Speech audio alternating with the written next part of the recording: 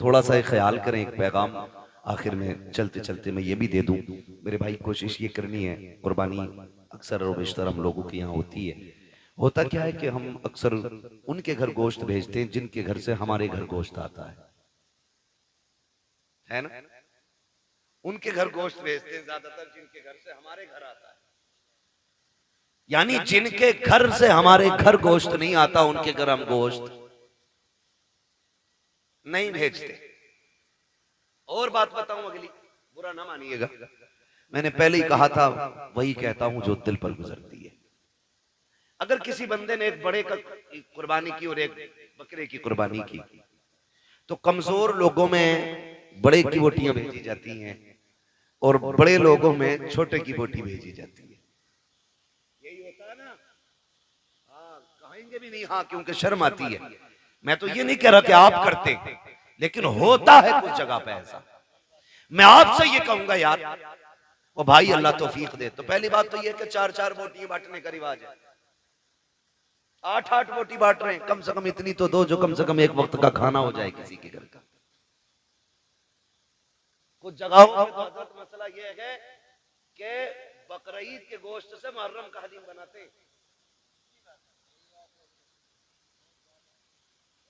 ये कंडीशन हमारी कौम की है। कुर्बानी के बाद ऐसा फ्रिज में पैक करते हैं कि मुहर्रम की 9 तारीख को ही निकलता। बड़े सनीचर लोग हैं भाई। डॉक्टर से पूछो तो गोश्त जितना बासी होता जाएगा ना, उतनी बीमारियां उसमें बढ़ती चली जाती हैं, और दही जितना बासी होता जाएगा उतना मुफीद होता जाता है। कई बार तो खा खा के लोग बीमार हो जाते हैं। मैं तो कहता हूं कुर्बानी की बरकत है, वरना लोग मर जाएंगे इसे खा के। कितना वक्त रह जाता है कुर्बानी से मुहर्रम तक का? 1 महीना ना, 30 दिन। कुछ थोड़ा थोड़ा निकाल के खाते रहते। अल्लाह पे भरोसा रखो यार, जो आज दे रहा है वही आपको कल भी देगा। बोलो देगा क्या नहीं? अच्छा, आपने देखा होगा कि ये जो परिंदे उड़ते हैं रोज सुबह सुबह, शाम को जब आते हैं, कुछ बचा के लाते हैं या खाली खा के आ जाते हैं? क्या करके आते हैं? बोल सकते हैं तो बोले जरा, अल्लाह ने ज़बान दी है तो। खा के आ जाते हैं ना, रख के तो नहीं लाते। अगले दिन फिर उड़ते हैं, फिर खा के आते हैं। और ताज्जुब की बात यह है कि भूखे जाते हैं और पेट भर के वापस आते हैं। इनका कोई खेत है, बिजनेस, मंडी? अच्छा, इतनी तपिश, इतनी गर्मी है अभी कि हर जगह पानी भी मैसर नहीं है। आदमी को 24 घंटे पानी ना मिले पागल हो जाए। जंगलों में पानी नहीं, लेकिन परिंदे फिर भी जिंदा हैं। फिर वो जिंदा कैसे? पानी कौन देता है? अल्लाह देता है ना। वो रोज खा के उड़ के आ जाते हैं, छोड़ के नहीं आते, क्योंकि उनका भरोसा ये है कि हमें रब देने वाला है। क्या बात है, बहुत अच्छा है। रब देने वाला है। जानवरों का भरोसा अल्लाह पर है, इंसान 1 महीने के लिए रख के पड़ा। ये तो कुर्बानी का है, लोगों ने जन्नत का उठा के रखना शुरू कर दिया था, अल्लाह ने वो बंद कर दिया था। आपको अल्लाह ने अगर दिया है तो फ्रिज में ना भर। कितने ऐसे लोग आज भी हमारे मुआशरे में हैं जिन्हें साल साल भर गोश्त खाने तक की तौफीक नहीं होती।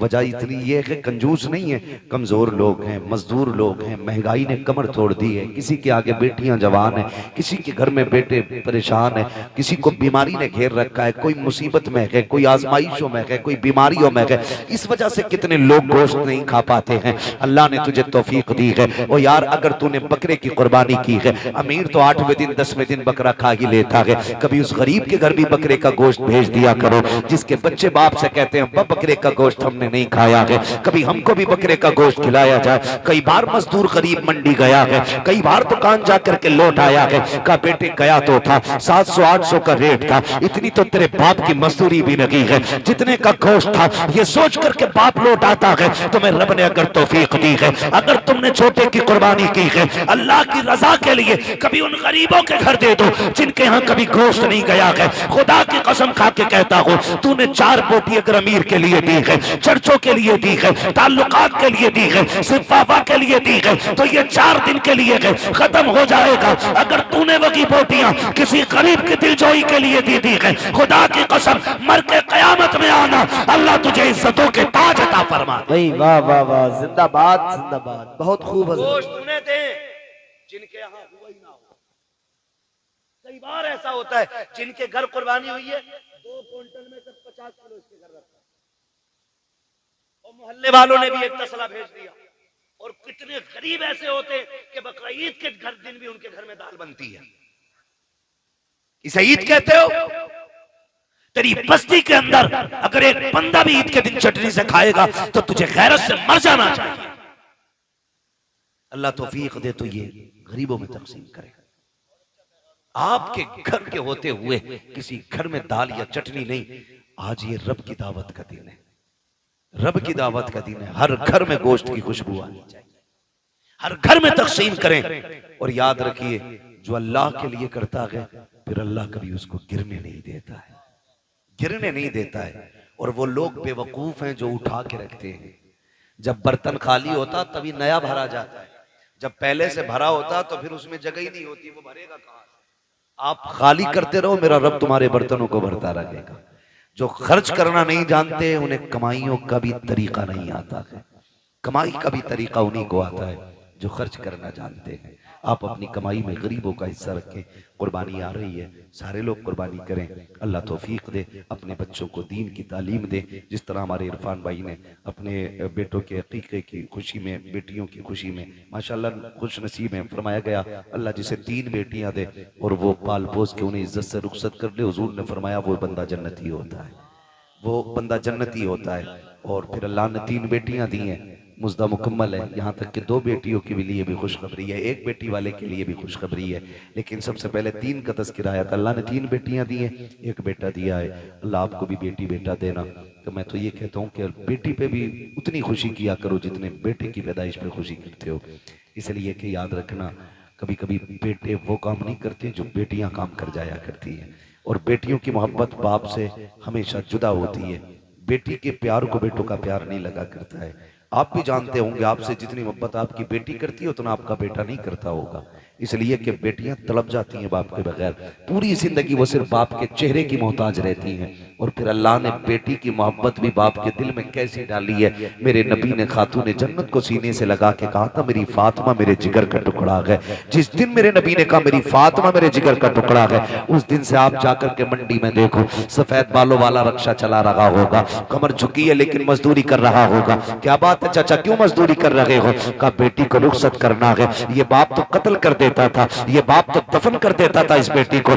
आज इस बेटे बाप के दिल में बेटी का प्यार कितना आ गया है। खुदा की कसम बुढ़ापे में मजदूरी कर रहा है ताकि बेटी को इज्जत से रुखसत कर सके। और जब घर आता है ना तो सारी थकन बेटी का चेहरा देख के उतर जाया करती है। ये प्यार अल्लाह ने बेटियों का दिल में जिंदा रखा है, ये कायम किया है। जब बेटी शुरू शुरू में पैदा होती है तो बाप को बोझ लगती है, जैसे जैसे दिन बढ़ते जाते हैं वैसी वैसी बेटी की मोहब्बत के दिल में चिराग रोशन होते चले जाते हैं। फिर यही बेटी जब रुखसत होती है तो बाप किसी की मैयत पे इतना नहीं रोता जितना बेटी की रुखसती पर रोया करता है। ये प्यार किसने पैदा किया है? ये रब ने पैदा किया है। अल्लाह बेटा दे तब भी खुशी मनाओ, बेटी दे तब भी खुशी मनाओ, इसलिए कि बेटा नेमत होता है, बेटियां खुदा की रहमत हुआ करती है। नेमत का हिसाब दोगे, रहमत का हिसाब नहीं होगा। और फरमाया गया कि बेटियां बाप के लिए जहन्नम की और बाप के दरमियान दीवार होती है। जिनको बेटियां रब ने दी है सिर्फ बेटी नहीं दी गई है बल्कि उसे जन्नत का परवाना दे दिया गया। धीरे धीरे जैसे जैसे वक्त गुजरता जाता है हम माँ बाप की कुर्बानियों को नजरअंदाज करते चले जाते हैं। और जब हम कमजोर होते हैं ना तो हमारे माँ बाप हमें उंगली पकड़ के चलना सिखाते हैं। हम एक बात को अगर कह नहीं पाते तो माँ बाप एक बार को रिपीट करके करते करते करते करते उस वक्त तक बच्चे से उस बात को रिपीट करते हैं जब तक वो बात कह ना ले। अगर हम बात करें कि अगर माँ बाप बच्चे को कलमा याद कराते हैं तो एक बार नहीं, 2 बार नहीं, सैकड़ों मर्तबा बच्चे को कलमा बताया जाता है, सुनाया जाता है। तब जाके बच्चे की जबान पे कलमा जारी होता है। इसी तरह से बाकी बहुत सारे ऐसे उमूर हैं जिनमें माँ बाप कई बार कोशिश करते हैं। मैं नौजवानों सिर्फ इतना कहना चाहूंगा कि हमारी जबान अगर एक बार काम नहीं करती है तो माँ बाप 100 बार दोहरा लेते हैं, लेकिन बुढ़ापे में जब माँ बाप के कान काम करना छोड़ जाते हैं तो एक बाप के सामने बेटा किसी बात को 3 मर्तबा दोहराने के लिए तैयार नहीं होता। वो अल्लामा रूमी रहमतुल्लाह तआला अलैह ने एक वाक़या तहरीर फरमाया कि एक शख्स की दीवार पे कौवा आके बैठ गया। वो बूढ़ा हो गया था, उसने अपने बच्चे को आवाज दी, बेटे जरा बात सुन। बेटा आ गया, उसने कहा अब्बा क्या बात है? उसने कहा बेटा ये दीवार पे क्या बैठा है, ये दीवार पे क्या बैठा है? तो उसने कहा अब्बा दिख नहीं रहा तुम्हें? कहा अगर दिखता तो तुझसे पूछता क्यों? तो उसने कहा अब्बा ये कौवा है। उसने कहा बेटे मैं ऊंचा सुन रहा हूं, थोड़ा और जोर से बोलो। उसने फिर कहा अब्बा ये कौवा है। उसने फिर तीसरी मर्तबा कहा बेटे और ऊंचा बोलो, मैं सुन नहीं पाया। बेटा बिगड़ गया, कहने लगा जब तुम्हें सुनाई नहीं देता तो शौक क्यों है बार बार पूछने का? बाप की आंख में आंसू आ गए। अल्लामा रूमी लिखते हैं कि उसने रो के कहा था बेटे जब तू छोटा था ना और एक कौवा इसी दीवार पे बैठा था, तूने 40 मर्तबा मुझसे तोतली जबान में पूछा था अब्बा ये क्या है? मैंने 40 मर्तबा तुझे कहा था ये कौवा है, और कहा बेटे आज तुझे मेरी आवाज से नफरत हो गई है। कल जब तू तोतली जबान में मुझसे कहता था ना अब्बा ये क्या है, हर बार मैं तेरा मत्था चूम के कहता था बेटे ये कौवा है। हर बार तेरी पेशानी को तुझे ये लग रहा है कि तेरे बाप के कान ऊंचा सुनने लगे हैं?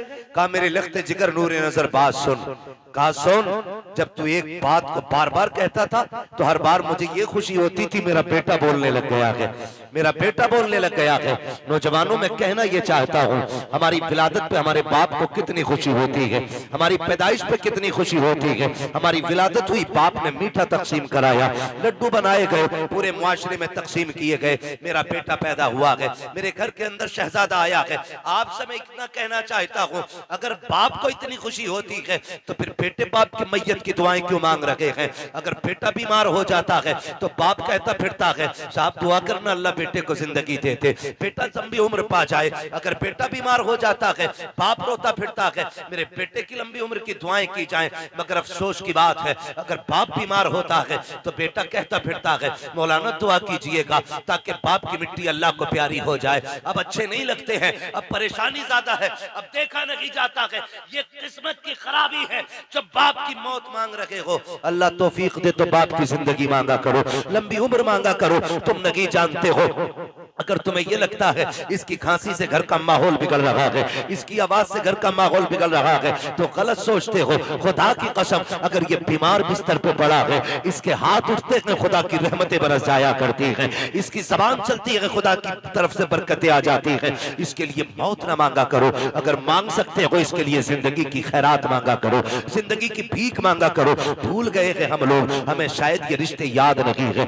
लोग तड़प जाते हैं, कहते हैं कि मेरा बाप अच्छा हुआ चला गया, गया तो घर खाली हो गया। शर्म आनी चाहिए, ये रिश्ते रब को कितने प्यारे हैं। बकरीद आने वाली है, सारे लोग गोश्त के चक्कर में पड़े रहते हैं। कोई कहता 80,000 का जानवर लिया है, कोई कहता 60 का लिया है। मेरे जैसा जानवर बस्ती में किसी का नहीं है। मुझे बताओ तो सही ये कुर्बानियां जमाने के लिए हो रही है या खुदा के लिए हो रही है? अगर रब के लिए है तो फिर ये मुकाबला कैसा है, ये दिखावा कैसा है? जानवर को ला करके दरवाजे पे बांध दिया जाता है ताकि दुनिया देख करके जाए जैसा सेठ का बकरा है ऐसा किसी का बकरा नहीं है, जैसे फला का जानवर है वैसा किसी का जानवर नहीं है। शर्म आनी चाहिए। हमारी कुर्बानियां अल्लाह के लिए हो, हमारी तमाम जितनी भी नेकियां हैं अल्लाह और उसके रसूल की रजा के लिए होनी चाहिए। कुर्बानी क्या है? क्या सिर्फ गोश्त के लिए कुर्बानी की जाती है या सिर्फ गर्दनें काटी जाती है? गौर करो प्यारे, पूरी कुर्बानी ये किसी रिश्ते की याद दिलाती है। इतनी आसानी से सिर्फ कुर्बानी कह के नहीं गुजरा जा सकता है। आप देखो तो सही तारीख का ये बाप पलटो, लोग हज करने के लिए जाते हैं, सफा मरवा की सही, ये माँ बाप की और औलाद के रिश्ते की याद दहानी है। आप देखें ज़मज़म आप पिएंगे तब भी तुम्हें माँ और बेटे का रिश्ता दिखाई देगा। आप जाएंगे जब शैतान को कंकर मारेंगे वहां भी तुम्हें बाप बेटे का रिश्ता दिखाई देगा। जब गर्दन पे छुरी चलाते हो जानवर की, गौर से देखना वहां भी बेटे का बाप का रिश्ता नजर आएगा। ये रिश्ता कितना अजीम है रब की बारगाह में। आप गौर तो करो प्यारे, आज हम ये समझ लेते हैं क्या किया दुनिया के बाप पालते हैं, हमारे बाप ने पाला तो कौन सा बड़ा काम कर दिया। हम नादान हैं, गलत कह रहे हैं इस बात को। उनसे पूछो जिनके पास बाप का साया नहीं है। जमीन कितनी तंग नजर आती है, खुशियां कितनी महदूद हो जाती है जब सर से बाप का साया चला जाता है। खुदा की कसम अगर बाप होता है तो पता नहीं चलता जवानी कब आ गई है, और अगर बाप चला जाता है तो फिर जवानी मुश्किल से मैसर हुआ करती है। जिस उम्र में बस्ते और किताबें होनी चाहिए उस उम्र में हाथों में औजार आ जाते हैं, मैकेनिक बना दिया जाता है, होटलों के बर्तन आ जाया करते हैं। माँ बाप का ना होना जिंदगी को तबाह बर्बाद कर देता है। अल्लाह ने माँ बाप जैसी दौलत दी है, नौजवानों उनकी इज्जत करना, उनकी खिदमत करना। जब तक माँ बाप होते हैं ये समझ लेना खुदा की रहमतें नाजिल होती रहती हैं। मैं तारीख का ये बाप पलटना चाहता हूँ, आप तारीख उठा करके देखिए। अल्लाह के खलील हजरत इब्राहिम अलैहिस्सलातु व तस्लीम, हजरत इब्राहिम की आप जिंदगी पढ़िए। आपने पूरी जिंदगी रब की बारगाह में इम्तिहानात पेश किए, क्यों ना करते, क्योंकि खलील हैं, अल्लाह के दोस्त हैं, कुर्बानियां पेश कर रहे हैं, इम्तिहानात की मनाजिल से गुजरते जा रहे हैं। आज जानवर कुर्बान करने की बात आती है। अभी बात बताई थी, जैसा कि कहा गया था, अभी मुफ्ती साहब ने बताया था कि जब कुर्बानी की बात आती है लोग बहाना कर देते हैं, कर्जा है नहीं कर सकते, पता नहीं है चटनी नहीं चल रही है, रोटी नहीं चल रही है। और अगर कोई बेचने लग जाए अभी 1 लाख का मोबाइल खरीद लेगा, 70,000 का मोबाइल खरीद लेगा, लेकिन कुर्बानी के लिए 3500 रुपए देते हुए कलेजे फट जाया करते हैं। तुम्हें सोचना चाहिए कुर्बानी अल्लाह की बारगाह में बहुत बड़ी इबादत है। फरमाया गया कुर्बानी के दिनों में कुर्बानी से बड़ी कोई इबादत नहीं है। अगर कुर्बानी की जगह पे आप एक सोने का ढेर भी अल्लाह की राह में खर्च कर दो तब भी अल्लाह उतना राजी नहीं होता है जितना तुम्हारी कुर्बानी से अल्लाह राजी हुआ करता है। इसमें बहाने ना बनाया करें, इसमें आप हीले तलाश करके ना निकला करें। तारीख का ये बाप पलटिए, शुक्र अदा करें अल्लाह ने जानवर की कुर्बानी मांगी है। अगर बेटे की कुर्बानी मांग लेता तो अल्लाह ने अपने खलील से बेटे की कुर्बानी मांगी, हमसे मांग लेता तो बकरा देने तैयार नहीं है। बेटे के मामले में फिर क्या होता। वो करीम है, उसने इब्राहिम खलीलुल्लाह की सुन्नत को जिंदा करने के लिए हमसे जानवर की कुर्बानी मांगी, जानवर की कुर्बानी जिंदा मांगी, जानवर की कुर्बानी मांगी है। और आप इस बात पे भी गौर करें, इस बात पे भी गौर करें, अगर आप मुसलमान हैं तो आपको आजमाया जाएगा। कहते हैं यार मुसलमान है और हम पे मुसीबतें आ रही हैं। हाँ हाँ, आप मुसलमान हैं तो आप ही को आजमाया जाएगा। वो कहा था किसी ने शहादत गए उल्फत में कदम रखना, लोग आसान समझते हैं मुसलमान होना। जब आपने कहा है ना ला इलाहा इल्लल्लाह तो फिर अब इम्तिहान से भी गुजरना पड़ेगा, आपको इम्तिहान देना पड़ेगा। और आप ही नहीं, सबने इम्तिहान आती है। मेरे नबी फरमाते सबसे ज्यादा मुझे आजमाया गया है, सबसे बड़े बड़े इम्तिहानात मेरे रहे, मेरे महबूब के सबसे बड़े इम्तिहानात रहे। लेकिन हुजूर ने इम्तिहानों में क्या किया, तारीख गवाह है। किसी ने पत्थर मारे, मेरे हुजूर ने बदले में पत्थर नहीं मारा। किसी ने सितम किए तो हुजूर ने बद्दुआ नहीं की। मक्के से निकाले गए लेकिन हुजूर ने कभी बद्दुआ के लिए हाथ नहीं उठाए। यहां तक कि ताइफ में पत्थर लगे, हुजूर के हाथ उठ गए। हाल क्या था, जूतियां खून से भरी हैं, बदन कपड़े खून से शराबोर है, चेहरे से खून बह रहा है, लेकिन हाथ उठे तो यही कहा था मालिक इन्हें अजाब न देना, इन्हें बख्श दे, मालिक इन्हीं की नस्ल से दीन के अलमबरदार पैदा फरमा दे। ये हमारे हौसले हैं, ये हमारे मामलात हैं।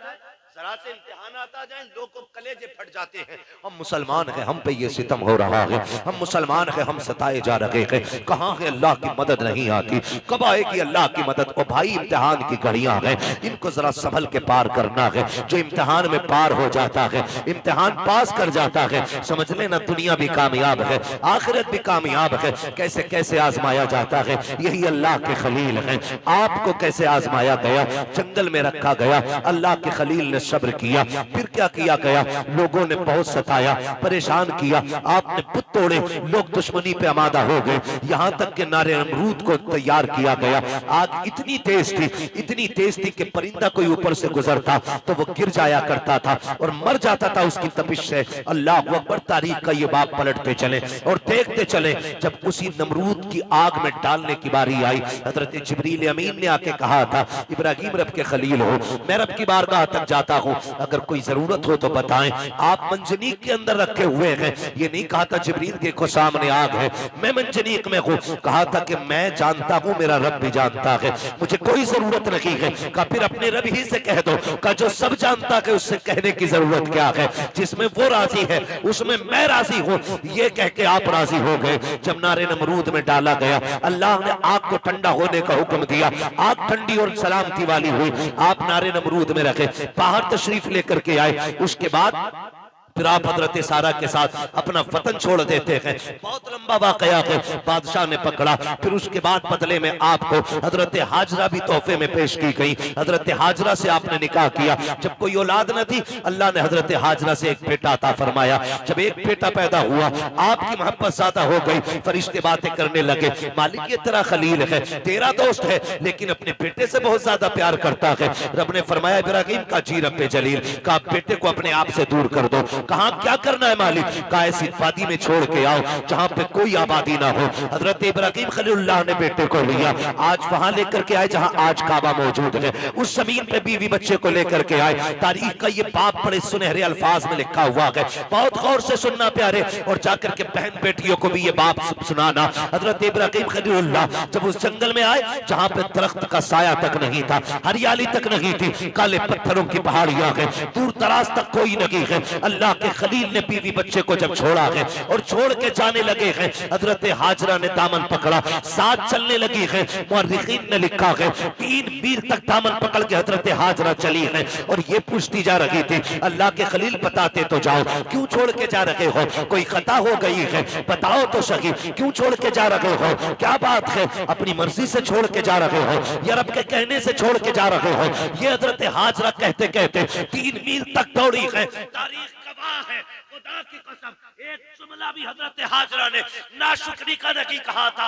आज शौहर अगर बीवी के पसंद के कपड़े न लाता है तो फिर बीवियां बिगड़ जाया करती हैं, कहती तुम्हारे घर में सुकून नहीं मिला है, जब से तुम्हारे घर में आई हो मुझे मिला कि क्या है, इस तरह के ताने दिया करती हैं। ए मेरी बेटी, मेरी बहन, कान खोल के सुन लेना, तेरी जन्नत तेरे शौहर के कदमों में रखी गई है। तू लाख सजदे कर ले, लाख नवाफिल पढ़ ले, अगर तेरा शौहर तुझसे नाराज है तो खैरियत नहीं है। अगर तेरा शौहर 2 पैसे की चीज लेके आता है, उससे चेहरा बिगाड़ के बात ना कर, उसका मुस्कुरा के इस्तेमाल करना। तू नहीं जानती है कि तेरे शौक तो इतने हैं कि शौहर की कमाई उतनी नहीं है। लंबी लंबी लिस्टें बना के दी जाती हैं, मुझे 7,000 का जोड़ा चाहिए, 8,000 का जोड़ा चाहिए। मेरी बहन तो कनीज़े फातिमा ज़हरा है, तेरे लिए जन्नत में महल्लात तैयार किए गए हैं, जन्नत में जन्नती लिबास तेरे लिए है। फकत इतना करना है, तुझे अपने शौहर की रजा में राजी रहना है। तू कौन है, तेरी औकात क्या है, ना तू वली की बेटी है, ना तू नबी की बेटी है, ना तू नबी की बीवी है, ना तू वली की बीवी है। तारीख का ये बाप पलट के तो देखो, हजरत हाजरा को अल्लाह का खलील छोड़ के जा रहा है, जंगल में छोड़ के जा रहे हैं, कोई दरख्त नहीं है, कोई साया नहीं है, जंगल की जंगल है। 3 मील तक दौड़ी है, दामन पकड़ के दौड़ के कहा था, खलील ये तो बता के जाओ क्यों छोड़ के जा रहे हो, इतनी सी खजूरें, इतना सा पानी, ये किसके सहारे है। अल्लाह के खलील की आप तारीख पढ़िएगा, आग में डाले गए हैं, अल्लाह के खलील नहीं रोए हैं, वतन छोड़ा है नहीं रोए हैं, नमरूद की फौज ने पीछा किया है नहीं रोए हैं, लेकिन जब बेटे को जंगल में छोड़ के जा रहे हैं, लोग कह दिया करते हैं मेरे बाप का रिश्ता की क्या है, मेरा बाप मुझसे प्यार नहीं करता है। गैरत आनी चाहिए। खुदा की कसम, वो खलील जो नमरूद की आग से लग कर के नहीं रोया, वो खलील जो आग में डाला गया तब आंसू नहीं आए, दुश्मनों ने पीछा किया तब नहीं रोया, लेकिन आज जब बेटे को छोड़ के जा रहे हैं, आंख से आंसू टप टप गिरते जा रहे हैं शरीक हयात ने कहा था अल्लाह के खलील बताते तो जाओ इस जंगल में क्यों छोड़ के जा रहे हो, अच्छा ये बताओ अपनी मर्जी से छोड़ रहे हो या रब ने हुक्म दिया है। इतना सुनना था। अल्लाह के खलील ने कहा था हाजरा प्यारी सौजा बता तो सके अगर रब ने किसी को ऐसा बेटा दिया हो और वो भी कोई शुरू उम्र का ना हो, 70 साल की उम्र में मिला हो और यूं ही नहीं जिसको दुआओं में मांगा हो, सजदों में रो के मांगा हो, तब जाके इस्माइल सा बेटा मिला हो, क्या ऐसे बेटे को कोई जंगल में छोड़ जाएगा, अपनी मर्जी से छोड़ के जाएगा? कहा हाजरा ये अपनी मर्जी से छोड़ के नहीं जा रहा हूं बल्कि अपने रब के कहने से छोड़ के जा रहा हूं। हजरत हाजरा ने इतना सुना, तवक्कुल अल्लाह देखिए, अल्लाह पे भरोसा देखिए, इतना सुनना था, दामन छोड़ा, मुस्कुरा के कहती है खलील पे ठहरो, ये पानी भी ले जाओ, खजूरें भी ले जाओ। कहा क्या करोगी? कहा जिस रब की मर्जी से छोड़ के जा रहे हो वही रब खाना भी दे देगा, पानी भी दे देगा। इसे तवक्कुल अल्लाह कहते हैं। क्या बात है। नारे तकबीर, नारे रिसालत, मसलके आला हजरत खतीब अहले सुन्नत मुफ्ती हम्माद रजा मुरादाबादी, नारे तकबीर। ये रिश्ता होता है माँ बाप का, इसे समझने की कोशिश करें। जो खलील नारे नमरूद से न रोया वो बेटे की जुदाई पे रो दिया, वो बेटे को छोड़ते वक्त रो दिया। सोच तो सही, कैसे कह देते हो मेरा बाप प्यार नहीं करता? खुदा की कसम खा के कहता हूं मंडी चले जाओ, मार्केट चले जाओ, जितने मजदूर थैले हाथ में लेके खड़े होते हैं ना, उनसे पूछना इस उम्र में क्या जरूरत थी इतनी गर्मी में काम करने की? सिर्फ यही कहेगा बच्चों का पेट है, बच्चों के लिए आया हूं। बच्चों की जरूरतें माँ बाप को मौत तक ले जाती है और औलाद कहती है क्या किया है मेरे बाप ने, क्या किया है मेरे बाप ने? खुदा की कसम अगर तेरे हलक में हराम का लुकमा नहीं जाने दिया है तो सबसे बड़ा एहसान किया है तेरे बाप ने, बहुत बड़ा एहसान किया। और मैं ज्यादातर नौजवान बेटे आपसे गुजारिश कर जाऊं, आप ही के रामपुर से एक दिन फोन आया, कहा गया कि मौलाना हमारे अब्बा को समझाइए। मैंने कहा बात क्या? उसने कहा रिश्ते नहीं हो रहे हमारे। मैंने कहा वजह? उसने कहा वजह ये है कि जो भी रिश्ता करने आता है वो ये पूछता है कि तुम्हारा बाप क्या करता है, या मेरे बाप से पूछता आप क्या करते। तो जब वो कहते हैं हम रिक्शा चलाते तो रिश्ते करने वाले लौट के चले जाते। तो उसने कहा हमें गैरत आ रही है, हमारा बाप रिक्शा चला रहा है। मैंने कहा ठंडे दिमाग से सोच, शाम को तेरा बाप आता है तो कपड़े पसीने में भीगे होंगे। कहा हाँ। तो मैंने कहा उसके तलवे चूमा कर, वो पसीना बहा के कमा के लाता है, किसी का खून बहा के कमा के नहीं लाता है। हमारी दुनिया को हो क्या गया है? हमें करोड़पति चाहिए, चाहे दलाल हो, रिश्वतखोर हो, ब्याज लेने वाला हो, हराम की दौलत इकट्ठे करने वाला हो। ये चार चांद कब तक? जब तक मौत नहीं आए। जिस दिन मरोगे तो याद रखना गरीब की भी कब्र वही बनती है जहां अमीर की बनती है। फिर इतराना किस बात पर है? नौजवानों, अपने मजदूर बाप की इज्जत करना, मजदूर बाप की इज्जत करना। उसने कम से कम तुम्हें हलाल के लुक़्मे खिलाए। फरमाया गया जो हराम के लुक़्मे खा के पड़ेगा जिस्म, वो जहन्नम का ईंधन बनाया जाएगा। क्या यह एहसान नहीं किया बाप ने कि ईंटें ढोता रहा, रक्शे चलाता रहा, बोझ उठाता रहा, लेकिन किसी के आंसू बहा के पैसा नहीं लाया, किसी का हक मार के पैसा नहीं लाया, किसी को सता के पैसा नहीं लाया। तुझे क्या पता है? लोग कहते मजदूर के घर बेटी नहीं देनी है। मैं कहता हूं अगर बेटी देनी है तो मजदूर के घर दे। खुदा की कसम तेरी बेटी को जो इज्जत मजदूर के घर मिल सकती है वो दुनिया के दौलतदार के घर नहीं मिलेगी। किसी रिश्वतखोर या प्याजुए के घर जाकर के तेरी बेटी को वो इज्जत नहीं मिलेगी जो एक मजदूर के घर तेरी बेटी को इज्जत और सुकून मिल सकता है। वजह ये है आज हम इज्जत मजदूर को जलील समझते हैं। महबूब की चौखट है। एक गरीब सहाबी आए, आका करीम को सलाम पेश किया, अर्ज करते हैं या रसूलल्लाह आज माशरा बहुत बिगड़ता जा रहा है, क्या बात है? आका हम मजदूर डिपार्टमेंट से ताल्लुक रखते हैं, हमारी मजदूरी नहीं दी जाती है, लोग पैसा मार लेते हैं, आका में कई कई दिन तक धक्के दिए जाते हैं।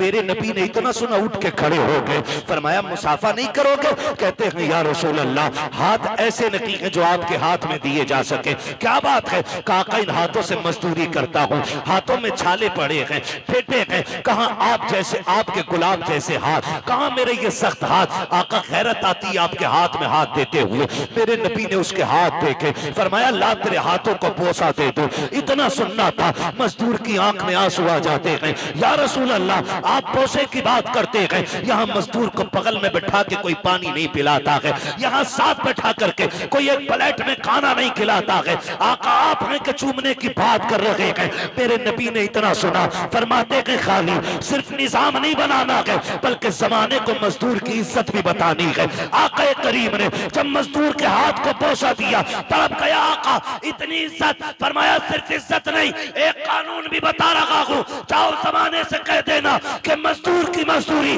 पसीना सूखने से पहले दे दो। कहा ये इज्जत किसने दी है, तो बता देना ये इज्जत मदीने वाले मुस्तफा ने अता की।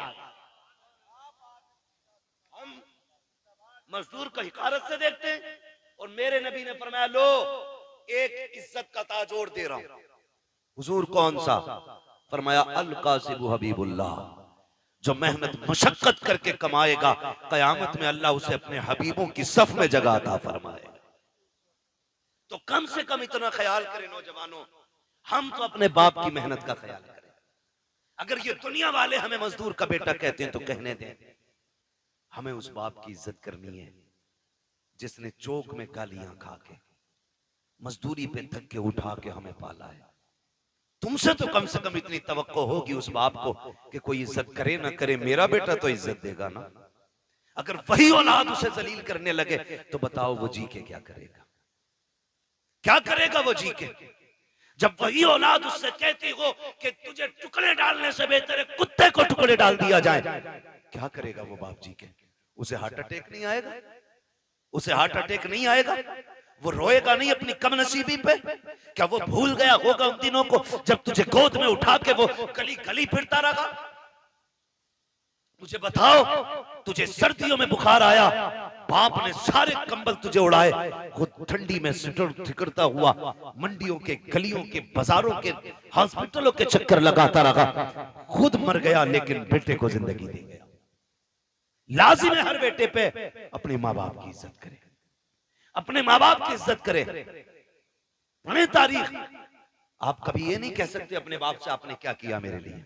खुदा की कसम, जितना एक बाप कर देता बेटे के लिए, कोई तुम्हारे लिए उतना नहीं कर सकता। मैं तो चैलेंज के साथ कहता हूं, एक बाप को तोलने के लिए ना खुदा की कसम जिंदगियां कम पड़ जाएंगी, लेकिन बाप की मशक्कतों का अंदाजा नहीं लगाया जा सकता। आप नहीं जानते एक आदमी को अपना पेट पालने में कितनी मुश्किल आ सकती है। कोई मुश्किल बात है एक आदमी को पेट पालना? कोई मुश्किल बात नहीं, कोई मशक्कत भी नहीं। अकेला बंदा कहीं भी खा पी के गुजारे कर लेता है, लेकिन दुनिया भर की सहूलतें बाप औलाद के लिए उठाता है, औलाद के लिए उठाता है। बेटा पैदा हो मीठा तकसीम करता है, जवान हो जाए तो निकाह की तैयारियां करता है। हाँ, आप देखें ना मास्टर इरफान साहब, इन्होंने इतना खर्च किया। मैं कहता हूं कि अगर और इनका बेटा ना इनकी दवा के लिए सिर्फ इतना खर्च कर देना जितना आज इन्होंने किया अपने बच्चों के लिए, तो शायद बड़े सुखी रहेंगे। लेकिन हम भूल जाते हैं, हम अपने बाप की दौलत को अपनी समझते हैं, लेकिन अपनी दौलत को बाप की दौलत नहीं समझते। ये कड़वी सच्चाई। जो बाप कमाता रहा है, तुम अपनी मर्जी से फर यारों में उड़ाते रहे, फर उड़ाते रहे। अब्बा आज मेरा बर्थडे है, अब्बा आज मैं पास हूं, यारों को पार्टी देनी है। वो कैसे कमा के लाता रहा उसने तुमसे नहीं बताया। जो तुम मांगते रहे वो देता रहा। उसने बुढ़ापे में इतना कहा था, बेटे खांसी बढ़ गई है, एक सिरप चाहिए। तुमने मुंह बिगाड़ के कहा तुम्हारे खर्चे उठाऊं या औलाद के खर्चे उठाऊं? लोग कहते हैं बाप उस दिन मरा जिस दिन सांसें रुकी। मैं कहता हूं नहीं, ये तो उस दिन मर गया था जिस दिन बेटे ने हाथ रोक लिया था, उसी दिन बाप मर गया था। खुदारा बदलो अपने आप को, अपने बाप की इज्जत किया करो। और दुनिया में तुम्हारे बाप को कोई इज्जत नहीं देता, तुम इज्जत दे के बताओ कि तू किसी की नजर में जलील होगा, लेकिन मेरी नजर में तेरी इज्जत एक बादशाह से ज्यादा है।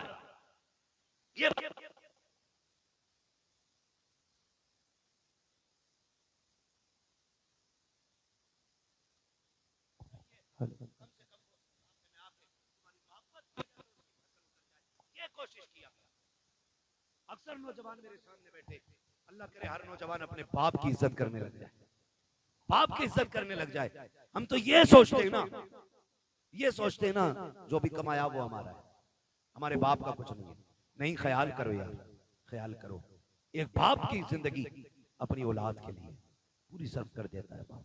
मैं अर्ज कर रहा था, अल्लाह का खलील बेटे को छोड़ते वक्त, बेटे को छोड़ते वक्त, बेटे को छोड़ते वक्त अल्लाह की खलील रो दिए, रो दिए।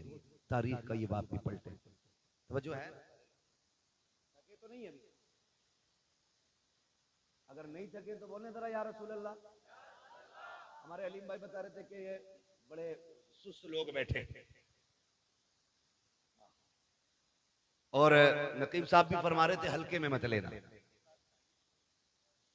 अल्लाह सलामत रखे। मैं आपसे ये भी नहीं कहूंगा कि आप हाथ उठा के सुभान अल्लाह को या उठ के सुभान अल्लाह को। मैं कहता हूं जो मैं बात कह रहा हूं इसे दिल पे लिख के ले जाना। अगर आज के बाद एक बाप को भी इज्जत मिल गई ना तो मैं समझूंगा हम सबका यहाँ आना कामयाब हो गया, आपका बुलाना कामयाब हो गया। बस यही कोशिश रहती है। मेरी तकरीर तबे यार को बेचैन करती है, सबब के आगे वही कहता हूं जो दिल पर गुजरती है। मुझे बहुत दूर से बुलाया है, मैं बज़ाहिर तो मुरादाबाद का हूं, और लेकिन पूछा मुफ्ती साहब क़िबला से, अपने भी घर आना पड़ता तो जहाज से ही आना पड़ता, बिना फ्लाइट के अपना घर भी मैसर नहीं होता है। अल्लाह ने ये ड्यूटी लगा रखी है, जब तक वो चाहेगा ये नौकरी अंजाम देते रहेंगे।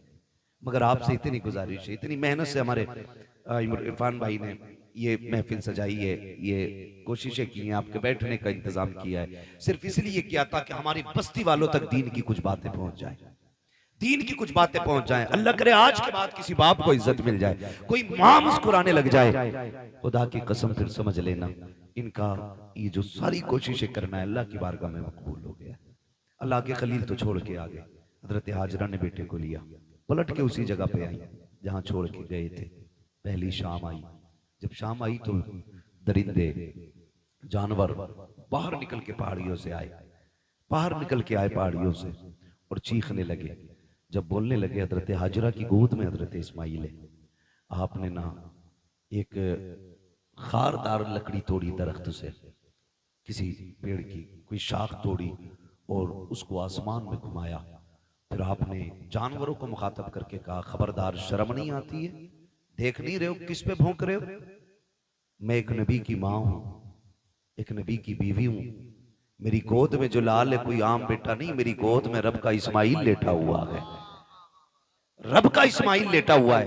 कहा खबरदार भौंकने की जरूरत ना करना, हम पे भौंकने का मतलब है नबी की इज्जत पे भौंकना। अल्लाह इतना कहा, सारे जानवर पलट के चले गए, सारे चले गए। फिर वो पानी, वो खजूरें, वो सत्तू, वो क्या सब कुछ जो भी दिया था कब तक चलना, सारे ही खत्म हो गए। जो भी ज्यादा जो भी खाने पीने का सामान था खत्म हो गया। लेकिन माँ माँ होती है। फिर वो वक्त भी आया कि माँ के सीने का दूध भी खुश्क हो गया। फिर जब बेटे ने सूखी जबान होठों पे फेरी तो माँ से देखा ना गया। तारीख गवाह है, हज करने के लिए जाओ, हुक्म होता है सफा मरवा की सही करो। मालिक ये क्या है? कहा यहाँ मेरी हाजरा दौड़ी थी। फिर क्या करना है? कहा जब तक दौड़ेगा नहीं तेरा हज पूरा नहीं होना है, तुझे दौड़ना जरूरी है। मालिक क्यों दौड़ाया गया? कहा जब जब यहाँ आके तुम दौड़ोगे ना तो तुम्हें माँ और बेटे की मोहब्बत का एहसास हो जाएगा। एक माँ ने बेटे की मोहब्बत में कितने चक्कर लगाए हैं, 7 चक्कर लगाए।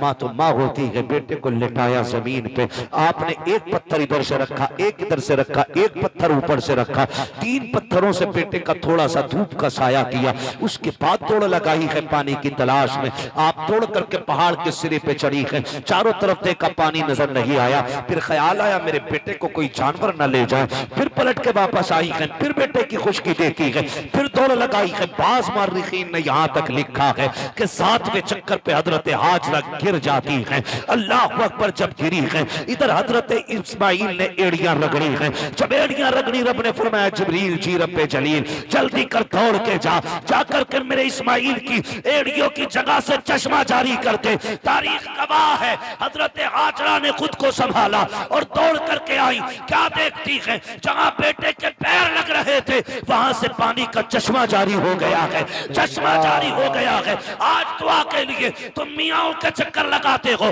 खानकाहों में डूब जाते हो, जिससे दुआ लेनी थी तुमने उससे दुआ नहीं दी। अगर तकदीर बिगड़ रही है, बरकत नहीं हो रही है, जाके माँ से दुआ ले ले। खुदा की कसम, जिसकी कहीं नहीं सुनी जाती है उसकी माँ की चौखट को सुन ली जाती है। नारे तकबीर, नारे रिसालत, मसलके आला हजरत मुफ्ती हम्माद रजा मुरादाबादी सवी अख्तर रामपुरी।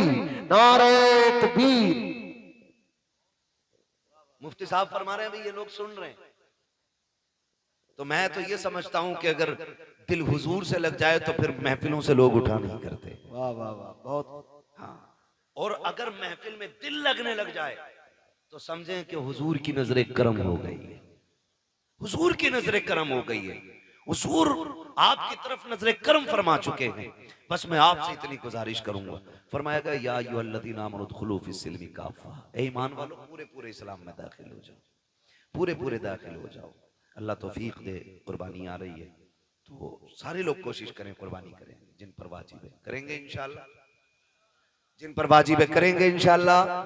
उम्मीद है जितने नौजवान बैठे हैं जो भी साहिब निसाब होंगे इंशाअल्लाह वो कुर्बानी जरूर करेंगे। हाँ, अल्लाह ताला